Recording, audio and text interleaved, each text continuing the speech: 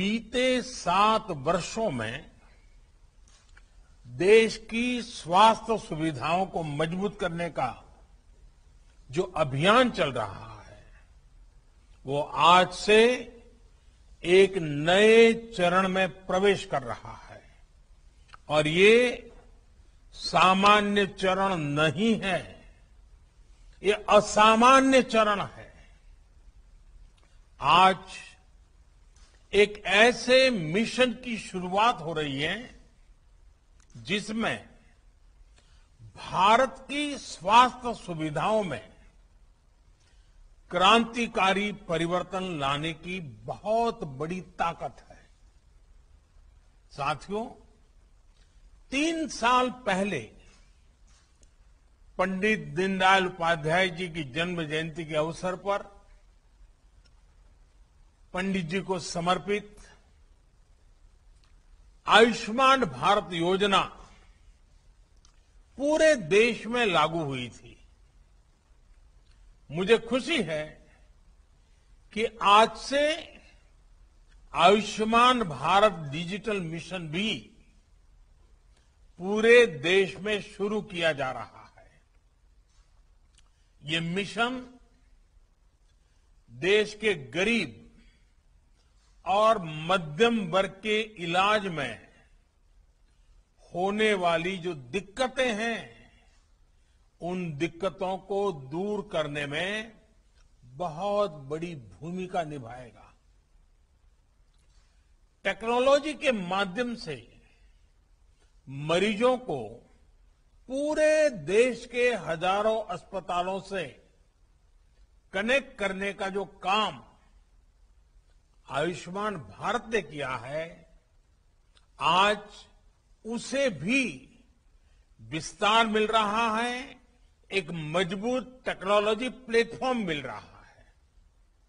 साथियों, आज भारत में जिस तरह टेक्नोलॉजी को गुड गवर्नेंस के लिए, गवर्नेंस सुधारने का एक आधार बनाया जा रहा है, वो अपने आप में जन सामान्य को एम्पावर कर रहा है। यह अभूतपूर्व है। डिजिटल इंडिया अभियान ने भारत के सामान्य मानवी को डिजिटल टेक्नोलॉजी से कनेक्ट करके देश की ताकत अनेक गुना बढ़ा दी है। अब हम भलीभांति जानते हैं, हमारा देश गर्व के साथ कह सकता है 130 करोड़ आधार नंबर, 118 करोड़ मोबाइल सब्सक्राइबर्स, लगभग 80 करोड़ इंटरनेट यूजर, करीब 43 करोड़ 43 करोड़ जनधन बैंक खाते, इतना बड़ा कनेक्टेड इंफ्रास्ट्रक्चर दुनिया में कहीं नहीं है। ये डिजिटल इंफ्रास्ट्रक्चर राशन से लेकर प्रशासन तक